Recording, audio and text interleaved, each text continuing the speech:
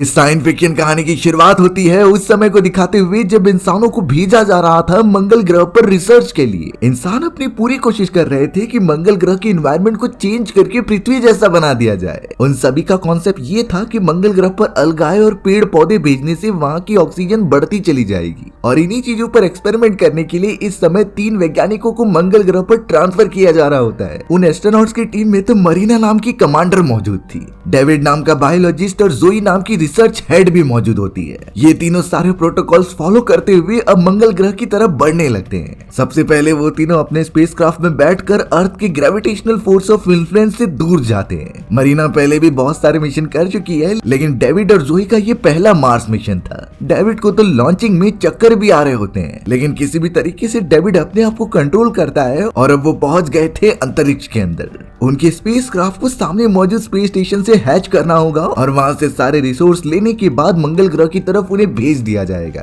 धीरे धीरे वो तीनों स्पेस स्टेशन से कनेक्ट भी हो जाते हैं। उनकी स्पेसक्राफ्ट में ऐसा सिस्टम था कि वो लगातार मूवमेंट करता रहता, जिससे उन्हें ऐसा लगता ही नहीं कि वो पृथ्वी पर नहीं है। आर्टिफिशियल ग्रेविटी उन्हें महसूस होते रहती और वो उड़ते नहीं। उन तीनों को पता था कि मंगल ग्रह पर पहुंचने के लिए उन्हें 2 साल का समय लगने वाला है, लेकिन उन्होंने अपने मन से ये मिशन करने के लिए राजी हुए थे। तीनों ही एस्ट्रोनॉट्स मंगल ग्रह की तरफ निकलते समय एक इंटरव्यू दे रहे होते हैं जो उनके कमांड सेंटर से लाइव हो रहा था। मरीना ने उस इंटरव्यू में बताया कि ये उसका आखिरी मिशन होने वाला है, यानी इसके बाद वो रिटायरमेंट ले लेगी। वहीं डेविड फादर बनने वाला था और इसके बाद वो काफी लंबी छुट्टी पर जाएगा। जोई तो बहुत ज्यादा एक्साइटेड थी क्योंकि उसका ये पहला मार्स मिशन था। वो तीनों एक अच्छी टीम की तरह आगे बढ़ रहे होते हैं, लेकिन उन्हें इस बात का क्या अंदाजा कि आगे चलकर एक बहुत ही बड़ा खतरा आने वाला है। शायद ये मिशन उन सभी का आखिरी मिशन हो सकता है। अब मंगल ग्रह तक पहुंचने के लिए उनकी जर्नी तो चालू हो चुकी थी, लेकिन उन्हें अपना माइंड सेट ठीक रखना होगा क्योंकि ये बहुत लंबे समय का सफर है और इसमें मेंटालिटी एकदम साफ रहनी चाहिए। हमें तो मरीना को दिखाया गया जो कि एक कंट्रोल सेंटर में आकर कुछ चेक करने लग जाती है। अचानक से उसे ऊपर की तरफ से कुछ अजीब सा दिखाई दिया। जैसे ही वो टच करने जाती है तो वहां से एक ब्लैक आदमी उसके ऊपर गिर गया था। मरीना का एक हाथ उसके नीचे फंस जाता है और वो मदद के लिए चिल्लाने लगती है। उस ब्लैक आदमी को बहुत ज्यादा चोट लगी थी और उसका खून भी निकल रहा था। ऊपर की तरफ एयर फिल्ट्रेशन वाला डिवाइस भी खराब हो चुका होता है, इसीलिए मरीना ने डेविड और जोई को बुलाया। वो दोनों भी जल्द से जल्द वहां आकर उस ब्लैक आदमी को उठाते हैं जिससे कि मरीना का हाथ सही सलामत निकल जाए। लेकिन उनकी टीम को समझ ही नहीं रहा था कि ऐसे ऑनगोइंग प्रोजेक्ट में ये आदमी यहाँ पर क्या कर रहा है। इस बात से मरीना बहुत ज्यादा गुस्सा हो गई और वो तुरंत ही कमांड सेंटर पर इसकी इंफॉर्मेशन प्रोवाइड करती है। चेक करने पर पता चला कि ये ब्लैक आदमी मेंटेनेंस डिपार्टमेंट में काम किया करता था, लेकिन किसी रीजन की वजह से वो यहीं पर फंसे रह गया। लेकिन मरीना के हिसाब से ये मिशन बहुत ही इंपॉर्टेंट होता है। आखिर कमांड सेंटर वाली इतनी बड़ी गलती करते हुए इस आदमी को यहाँ पर कैसे भेज सकते हैं। फिलहाल के लिए कोई और ऑप्शन ना होने के कारण कमांड सेंटर वालों ने बोल दिया था कि उस आदमी को अपने साथ ही रखें। डेविड और जोई तो मिलकर उस आदमी का मरहम पट्टी कर रही होती है और स्टिचेस लगाते हैं। उस आदमी को इतनी ज्यादा चोट लगी थी कि वो अभी भी बेहोश था। जोई ने तो मरीना के लिए एक स्ट्रक्चर बनाया होता है जिससे कि उसके हाथ का फ्रैक्चर ठीक हो जाए। मरीना जोई से इम्प्रेस थी, लेकिन साथ ही साथ उसे गुस्सा आ रहा था इस अजनबी से जो बिन बुलाए उसके मिशन में घुस गया है। अब ये मास मिशन चालू हो चुका है, यानी कि वो वापस भी नहीं लौट सकते।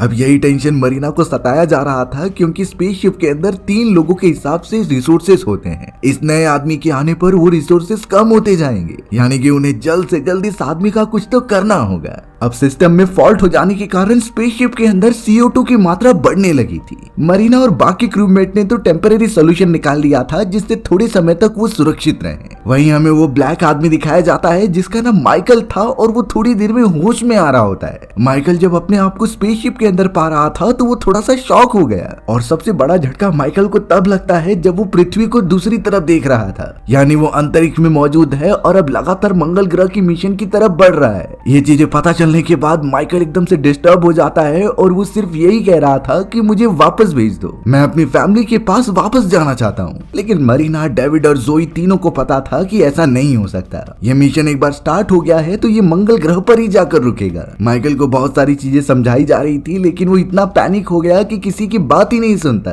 देखकर यही लग रहा था कि माइकल का मेंटल कंडीशन अभी तक ठीक नहीं है, उसे फिलहाल के लिए रेस्ट करने की परमिशन दी जाती है। मरीना तो माइकल से ये भी पूछ रही थी कि आखिर तुम यहाँ पर कैसे आए। माइकल तो सिर्फ इतना जानता था कि वो मेंटेनेंस टीम के साथ यहाँ पर काम कर रहा होता है। उसके बाद क्या हुआ और इस जगह पर वो कैसे आ गया उसे खुद नहीं पता। अब इन चीजों से एक बात तो क्लियर होती है कि माइकल इस मिशन के अंदर जानबूझकर नहीं आया। ये एक छोटा मोटा एक्सीडेंट था जिसने कि माइकल की पूरी जिंदगी बदल दी और वो बिना किसी एक्सपीरियंस के इस बड़े से मिशन में आ चुका है। कमांड सेंटर से बातचीत करने के बाद ग्रीन चिट मिल चुकी थी कि उन्हें माइकल को भी अपने साथ लेकर जाना पड़ेगा। यानी कि अब मरीना जो इस मिशन की कमांडर थी उसके ऊपर एक और जिम्मेदारी आ जाती है। उन्हें सारी चीजें संभालते हुए मंगल ग्रह तक पहुंचना था, लेकिन उनके साथ मौजूद एक इनएक्सपीरियंस आदमी को भी उन्हें संभालना होगा। ये भी जिम्मेदारी मरीना की ही होगी। मरीना फिलहाल सारे प्रोटोकॉल फॉलो करती है और आगे बढ़ने लगती है। थोड़ी देर तक आराम करने के बाद माइकल अब बाकी लोगों के पास जाने लगता है क्योंकि उसका दिमागी संतुलन अब शायद ठीक हो चुका था। मरीना और उसके टीम मेंबर्स खाना खा रहे होते हैं, इसीलिए अब वो माइकल को भी ज्वाइन करने के लिए बुला रहे थे। वो सभी माइकल के प्रति काफी अच्छी तरीके से बर्ताव कर रहे होते हैं और ये माइकल ने कभी एक्सपेक्ट ही नहीं किया था क्योंकि ये वैज्ञानिक हैं और वो खुद एक छोटा मोटा वर्कर जिसकी कोई अहमियत नहीं। फिर भी ये सारे उससे इज्जत दे रहे हैं और बड़े प्यार से बात कर रहे हैं। माइकल तो अपने उस पैनिक बिहेवियर के लिए सभी से माफी मांगता है क्योंकि वो बहुत ज्यादा डर गया था, लेकिन माइकल को पता है कि ये मिशन कितना इंपॉर्टेंट है और वो बिल्कुल नहीं चाहता कि एक आदमी की वजह से ये मिशन अनसक्सेसफुल हो जाए। तो माइकल भी उनके साथ जुड़कर उनकी हेल्प करने का डिसाइड करता है। मरीना, जोई और डेविड तीनों खुश हो चुके थे माइकल के इस पॉजिटिव बिहेवियर से, लेकिन कहीं न कहीं मरीना को डर लग रहा था क्योंकि उनका सफर बहुत लंबा है और इस पूरे सफर में कहीं माइकल को कुछ हो न जाए क्योंकि उसे इस तरीके की कोई ट्रेनिंग नहीं मिली है। माइकल तो अपने फैमिली के बारे में बताता है कि किस तरीके से वो जॉइंट फैमिली में रहा करता था। वो एक एस्ट्रोनॉमिकल कंपनी में वर्कर होता है जिसे कि इस तरीके के स्पेस मिशन में जाना बहुत ज्यादा पसंद था।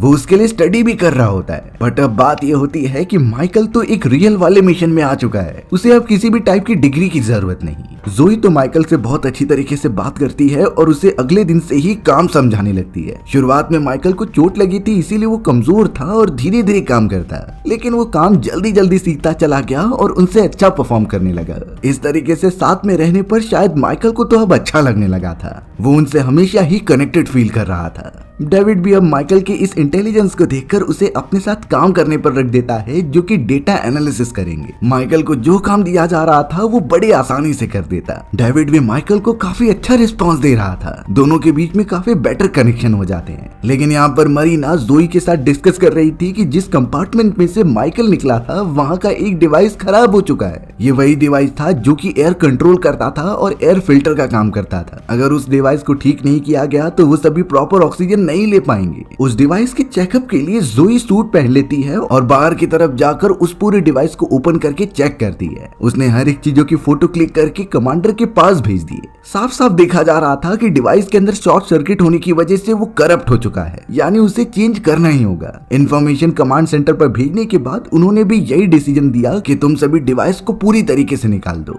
कमांडर मरीना तो ये काम माइकल को ही देती है क्योंकि उसकी वजह से ये सारी चीजें हुई थी। माइकल इस काम को करने में काफी अच्छा फील कर रहा था। उसे पहली बार एस्ट्रोनॉट सूट पहनने के लिए मिला और धीरे धीरे मदद करते हुए वो उस डिवाइस को बाहर निकाल लेता है। माइकल इस बात से खुश हो रहा था कि एटलीस्ट वो उन लोगों के काम आया, यानी कि वो भी एक तरीके से अनऑफिशियली एस्ट्रोनॉट बन चुका है। बट ये सारी चीजें खुश होने की बात नहीं थी क्योंकि मरीना को एक शॉकिंग बात पता चली होती है जो कि वो डेविड से डिस्कस कर रही थी। मरीना ने कहा कि उनका एक इम्पोर्टेंट डिवाइस खराब हो चुका है। अगर ये डिवाइस ठीक ना किया गया तो सेंट्रल यूनिट की पावर भी चली जाएगी, यानी कि उनके स्पेसक्राफ्ट में जो पावर कंजम्पशन हो रहा है जिससे इतने सारे सिस्टम्स चल रहे थे वो धीरे धीरे बंद होना स्टार्ट हो जाएंगे। यानी कि ये बहुत क्रिटिकल सिचुएशन है और ऑक्सीजन भी लगातार घटती जा रही थी। बात तो सिंपल होती है क्योंकि एक मेंबर बढ़ चुका है, यानी ऑक्सीजन का कंजम्पशन डिसाइड किए गए लेवल से थोड़ा ज्यादा हो रहा है। अब सभी को मिलकर ही डिसीजन लेना पड़ेगा प्रॉब्लम का सोल्यूशन निकालने के लिए। कमांडर मरीना को कुछ समझ में नहीं आ रहा था, इसीलिए उन्होंने डेविड को कहा कि तुम इसका सोल्यूशन निकालो, क्योंकि डेविड एक बायोलॉजिस्ट था और उसके पास अलगाएं होती है। ये अलगाएं छोटे छोटे पौधे होते हैं जो कि ऑक्सीजन प्रोड्यूस कर सकते थे।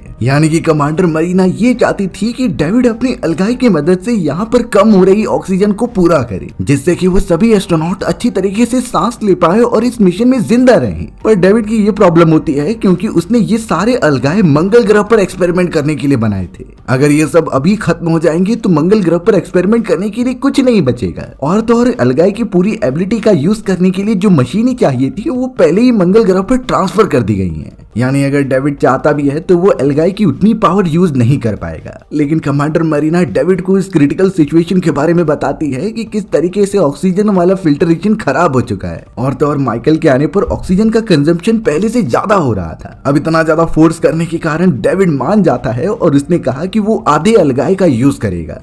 उसने अपने आधे अलगाई से लगातार ऑक्सीजन जनरेट करना स्टार्ट कर दिया, लेकिन ये भी उस ऑक्सीजन कंजम्पशन को पूरा नहीं कर पा रहा था। वहीं माइकल को दिखाया गया जो जोई के साथ काफी कंफर्टेबल हो गया था। जोई उसे हर काम साथ में करवाती और उसका ख्याल भी रखती। माइकल की बॉडी पर जो घाव लगे हुए थे उसमें से ब्लीडिंग हो रही होती है, तो जोई उसकी मरहम पट्टी करती और उसकी देख रेख करती। माइकल एक मोमेंट पर ऐसा सोचने लगा था कि जोई उसे पसंद करने लगी है, लेकिन इस समय पर माइकल अपने दिल की बात जोई से नहीं कहता। उसे अभी के लिए सिर्फ मिशन की हर एक चीजों को सीखना है और उन एस्ट्रोनॉट्स की मदद करनी है। सब कुछ ठीक चल रहा होता है, लेकिन डेविड जब एक बार जाकर अपनी अलगाई फार्म में देख रहा था तो वो चौंक गया, क्योंकि आधी अलगाई जो उसने ऑक्सीजन एक्सट्रैक्ट करने के लिए लगाई थी वो मर चुकी होती हैं। यानी उसकी आधी होप खत्म हो चुकी थी कि वो प्रॉपर ऑक्सीजन कंज्यूम कर पाएंगी कि नहीं। इस बात के बारे में फिलहाल के लिए डेविड अपने बाकी साथियों को नहीं बताता और बाकी बची हुई अलगाई को भी ऑक्सीजन एक्सट्रैक्ट करने में लगा देता है। भले ही डेविड ने ये सारे अलगाई मंगल ग्रह पर एक्सपेरिमेंट के लिए लगाए गए थे, लेकिन अगर उनकी जान ही नहीं बचेगी तो इसका क्या फायदा। इसी वजह से डेविड को अपने पूरे एक्सपेरिमेंट की कुर्बानी देनी पड़ती है। इस मोमेंट पर जाकर कमांडर मरीना ने जोई और डेविड को बताया कि ये पूरी स्पेसशिप 2 ही लोगों के लिए बनाई गई थी, यानी इसके अंदर 2 लोगों के लिए रिसोर्सेस और ऑक्सीजन मौजूद होती है। बट उनके कमांड सेंटर वालों ने किसी भी तरीके से 3 पैसेंजर्स के बारे में इसे सोचा और इसे डिजाइन किया। लेकिन अब कंडीशन ऐसी हो चुकी है कि माइकल के आने के बाद 4 मेंबर्स हो चुके हैं, यानी कि रिसोर्सेस दुगनी तेजी से कम होते जा रहे थे। ऑक्सीजन की मात्रा इतनी कम हो चुकी थी कि कुछ ही महीनों के अंदर वो मर जाएंगे। मंगल ग्रह तक पहुंचने में उन्हें अभी भी 1 साल का समय लगने वाला था। कमांडर मरीना ने कमांड बेस पर भी इसकी पूछताछ की, लेकिन उनके पास भी कोई सोल्यूशन नहीं है। लेकिन एक बात हो सकती है कि अगर माइकल किसी भी तरीके से मर जाए तो वो तीनों बड़े आराम से मंगल ग्रह तक पहुंच जाएंगे। जोई ये बात सुनकर इसके अगेंस्ट खड़ी हो गई और वो ऐसा बिल्कुल भी नहीं चाहती थी, क्योंकि माइकल भी उनकी तरह एक इंसान है और वो नहीं चाहती कि माइकल को इस तरीके से मारा जाए। वहीं माइकल को इन चीजों के बारे में बिल्कुल आइडिया नहीं था। वो तो अपने डेली रूटीन को फॉलो करता रहता है एक टीममेट की तरह। मरीना फिलहाल के लिए माइकल को ये बात बताने से इनकार कर देती है, क्योंकि ये पता चलने पर वो हाइपर हो सकता था और उनके ऊपर हमला करने की भी कोशिश कर सकता था। जोई तो मरीना से थोड़े और दिन मांग लेती है, क्योंकि इतने समय में वो कुछ सॉल्यूशन निकाल लेंगे। इससे हमें पता चल रहा था कि जोई माइकल से कितना कनेक्टेड है। वो तो उसकी सेफ्टी के बारे में ही सोच रही थी, लेकिन मरीना ने साफ क्लियर कर दिया कि ये बातें तो कमांड सेंटर को कब से पता है, लेकिन वहाँ पर इतने सारे वैज्ञानिक होने के बावजूद भी कोई प्रॉपर सॉल्यूशन नहीं निकाल पाया। लेकिन अब जोई के रिक्वेस्ट करने पर मरीना मान गई कुछ दिनों के लिए कि वो ये बातें किसी से नहीं शेयर करेंगे। पर यहाँ डेविड समझ चुका था कि उन सभी को बचने के लिए माइकल को मरना होगा, नहीं तो फिर उन चारों में से कोई नहीं बच पाएगा। अब डेविड एक इंसान के चक्कर में 3 लोगों की जान नहीं ले सकता था, इसीलिए उसके दिमाग में कुछ ऐसे प्रैक्टिकल लाइफ से रिलेटेड प्लान चलने लगे जो आगे जाकर उनके लिए ही अच्छे होंगे। कमांड सेंटर वालों के साफ इंस्ट्रक्शंस थे कि तुम्हें माइकल को मारना ही होगा, जिससे तुम सभी की जान बच जाए। डेविड अब सीधा जाकर मरीना से कुछ बातें करने लगा कि उन्हें कुछ तो स्टेप लेने ही पड़ेंगे, क्योंकि अलगे की ऑक्सीजन सिस्टम अब खत्म होने वाली है, यानी उनके पास अब कुछ ही दिन बचे हुए हैं ऑक्सीजन को नल होने के लिए। तो डेविड का यही मानना था कि अगर वो सारी सच्चाई माइकल को बता दी तो वो शायद राजी हो जाए मरने के लिए। मरीना इस बात पर कोई डिसीजन नहीं ले पा रही थी, इसीलिए वो कुछ कहती भी नहीं। बाकी सारे क्रू मेंबर्स माइकल के बारे में कुछ भी सोचते थे, लेकिन जोई चाहती थी कि माइकल सेफ रहे। यहाँ जोई माइकल की मरहम पट्टी कर रही होती है, क्योंकि उसके बॉडी से ब्लीडिंग रुक नहीं रही थी। माइकल जब अपने कपड़े निकालता है तो उसके बॉडी पर जलने के निशान मौजूद थे। जोई ने जब इस बारे में माइकल से पूछा तो वो उसे अपनी सच्चाई बताता है। उसने कहा कि बचपन में उसके अपार्टमेंट में एक बड़ी सी आग लग चुकी थी। माइकल और उसकी बहन उस आग में फंस चुके होते हैं। वो तो अपनी बहन को बचाने की पूरी कोशिश कर रहा था, पर अच्छी बात तो ये हो गई कि उस समय पर माइकल के फादर आ गए। माइकल के फादर ने उसे और उसकी बहन को बचा लिया, पर उस भीषण आग के अंदर वो मारे गए। उस मोमेंट के बाद से ही माइकल अपनी बहन के साथ रहता है और वही उसकी पूरी दुनिया है। जोई तो इस तरीके से माइकल की ये छोटी सी कहानी सुनकर काफी ज्यादा इंप्रेस हो चुकी थी। भले ही बाकी क्रू मेंबर्स माइकल को एक आम वर्कर मानते थे, लेकिन जोई का मानना था कि वो अपनी लाइफ का हीरो है और हीरोज इस तरीके से कभी नहीं मरते। डेविड को आने वाले टाइम में क्या होने वाला है ये पहले से पता था, क्योंकि उसने अंदाजा लगा लिया होता है। इसीलिए अब सभी के मना करने के बावजूद भी डेविड एक पॉइजन का इंजेक्शन लेकर चला गया माइकल के पास। उसने माइकल को सब कुछ बता दिया होता है कि किस तरीके से तुम्हारी वजह से ऑक्सीजन कम हो रही है, और जब तक तुम स्पेसक्राफ्ट के अंदर मौजूद होगी तब तक बाकी सारे एस्ट्रोनॉट्स की जान खतरे में रहेगी। तो अच्छा यही होगा कि माइकल इस इंजेक्शन को अपने बॉडी में इंजेक्ट कर ले, जिससे कि उसे पेन भी नहीं होगा और बड़ी आसानी से हम सभी जी पाएंगे। माइकल ये सब समझ रहा था, पर वो ये चीजें बिल्कुल भी नहीं चाहता था। डेविड ने तो वो इंजेक्शन वहीं पर रखा और वहां से चला गया। माइकल इंजेक्शन को लेकर काफी सोच में पड़ जाता है कि वो क्या करे, लेकिन गलती तो उसकी ही थी, वही बिना बुलाए इस मिशन में आ चुका था। माइकल को भी सही लगने लगा कि उसकी वजह से बाकी एस्ट्रोनॉट की जान खतरे में नहीं पड़नी चाहिए। इसीलिए अब आखिरी बार मरने से पहले वो अपनी बहन के लिए कुछ मैसेज रिकॉर्ड करता है कि वो उससे कितना प्यार करता था और कितने बड़े बड़े सपने देखे थे। माइकल उस मोमेंट पर बहुत ज्यादा रोने लगा और इंजेक्शन लेकर साइड में बैठा रहता है। माइकल अब वही सोच रहा था कि इंजेक्शन अपने बॉडी में कैसे लगाए, लेकिन उस मोमेंट पर जोई उसके पास आ जाती है। जोई माइकल के हाथ में इंजेक्शन देखकर सब समझ गई थी कि किस तरीके से डेविड ने उसे सच्चाई बता दी है, और अब माइकल शायद इंजेक्शन लगाकर अपनी जान देने के लिए जा रहा है। पर जोई माइकल को जाकर रोकती है और उसे सब समझाती है। जोई ने तो माइकल को अपनी लाइफ का एग्जाम्पल देते हुए समझाया कि वो इस मिशन में आने से पहले एक नॉर्मल जॉब किया करती। उसे बीच के किनारे रहकर लोगों को ये देखना था कि कोई स्विमिंग कर ना पाए, क्योंकि वहाँ स्विमिंग करना रेस्ट्रिक्टेड था। लेकिन एक दिन बात तब बिगड़ गई जब जोई का ध्यान नहीं था। वहाँ पर कुछ लड़के झुंड बनाकर एक साथ चले जाते हैं पानी में स्विमिंग करने के लिए, और उनमें से एक लड़का पानी में डूबकर मारा गया। उस बात का अफसोस जोई को अब तक है। उसे लगता है कि लड़के के मरने की जिम्मेदार वही खुद है, पर अब माइकल अपनी जान ले लेगा तो जोई खुद को माफ नहीं कर पाएगी। ये चीजें बताने के बाद माइकल समझ जाता है और उस इंजेक्शन को नहीं लगाता है। जोई अगले मोमेंट में गुस्से में डायरेक्टली डेविड के पास आकर उस पर चिल्लाने लगती है, लेकिन इसमें डेविड की कुछ गलती नहीं थी। डेविड ने सिंपली कह दिया कि ये अलगाए सिस्टम और ये मिशन उसका लाइफ है, लेकिन उस बाहर से आए हुए इंसान के लिए उसने अपनी पूरी रिसोर्सेस ही खत्म कर दी। अलगाए का पूरा सिस्टम बेकार हो चुका होता है, फिर भी इतने सारे सेक्रीफाइस देने के बावजूद भी वो किसी इंसान की वजह से सभी को दांव पर नहीं डाल सकता। जोई को भी कहीं ना कहीं ये बातें सही लगती हैं, लेकिन अब वो डेविड से बहस किए बिना इसका सॉल्यूशन ढूंढने चली गई। थोड़ी रिसर्च करने के बाद जोई को इंपॉर्टेंट बात पता चलती है कि उनके स्पेसक्राफ्ट की दूसरी तरफ जहां सोलर पैनल्स लगे हुए हैं, वहां पर एक छोटा सा डिवाइस होता है जो कि एक्स्ट्रा ऑक्सीजन कंज्यूम करता था। शायद उसकी मदद से वो कुछ दिनों तक ऑक्सीजन अरेंज कर पाए, पर प्रॉब्लम ये थी कि वो पूरा डिवाइस स्पेसशिप के दूसरी तरफ था, जो बहुत दूर होता है। वहां पर जाना मतलब मौत को चेतावनी देना, पर अब उन्हें ये कदम उठाना तो पड़ेगा ही उनकी जान बचाने के लिए। जोई ने ये पूरा प्लान माइकल को भी बताया, तो वो इसमें शामिल हो गया उसे सक्सेसफुल करने के लिए। दोनों मिलकर प्लान बनाते हैं कि किस तरीके से वो उस दूसरे पार्ट पर जाएंगे। माइकल और जोई तो स्पेस सूट पहनकर रेडी भी हो जाते हैं बाहर की तरफ जाने के लिए। जोई तो माइकल को अच्छी तरीके से ट्रेनिंग देने लगी थी, जिससे वो उसके साथ चली जाए। मरीना ये सारी चीजें अपने आंखों से देख रही थी, लेकिन वो ज्यादा डिस्टरबेंस नहीं क्रिएट करती, क्योंकि एट द एंड सिर्फ उन्हें अपनी जान बचानी है। लेकिन वो एक कमांडर थी और इन सारी चीजों की इंश्योरिटी उसे करनी होगी। इसीलिए जब बाहर जाने की बारी आती है तो मरीना ने ये कह दिया कि माइकल की जगह पर डेविड जाएगा, क्योंकि माइकल को जरा भी एक्सपीरियंस नहीं है इन सारी चीजों के बारे में। तो प्लान में थोड़ा सा चेंजेस आ गया कि जोई के साथ डेविड जाएगा और मेन स्पेसक्राफ्ट पर मरीना और माइकल रुकेंगे। जोई और डेविड अपने स्पेस सूट पहन लेते हैं और लगातार आगे बढ़ने लगते हैं। थोड़ी देर तक तो उन्हें कुछ प्रॉब्लम नहीं हो रही थी, लेकिन जैसे जैसे वो चढ़ते हुए ऊपर की तरफ जा रहे होते हैं, उन्हें जीरो ग्रेविटी की फीलिंग होने लगी होती है। किसी भी तरीके से अब वो सोलर पैनल्स के पास पहुंच गए, जहां पर ऑक्सीजन की मात्रा भरपूर थी। इसीलिए अब जोई और डेविड ने वहां से 2 ऑक्सीजन सिलेंडर्स भरना स्टार्ट किया, जैसे कि अगर वो अपने मेन शिप पर ट्रांसफर कर देंगे तो वो आसानी से मंगल ग्रह तक पहुंच जाएंगे। पर प्रॉब्लम ये थी कि ऑक्सीजन का वो सिलेंडर बहुत भारी था, उसे किसी भी तरीके से नीचे लेकर जाना खतरे से खाली नहीं होता।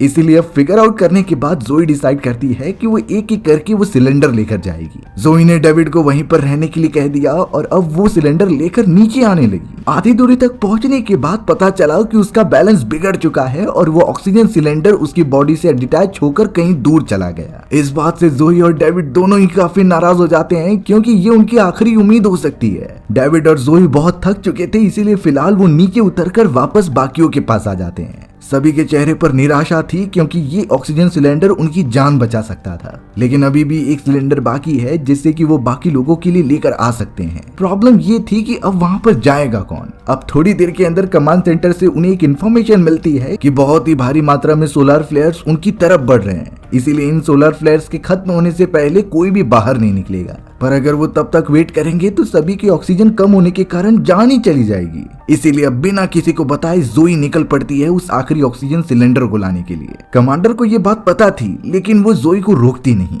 क्योंकि अगर जोई के एक कदम उठाने से 3 लोगों की जानें बचती है तो ये वर्थ इट होगा। जोई अब अपना स्पेस सूट पहनकर सीधा ऊपर की तरफ जाने लगी अकेले।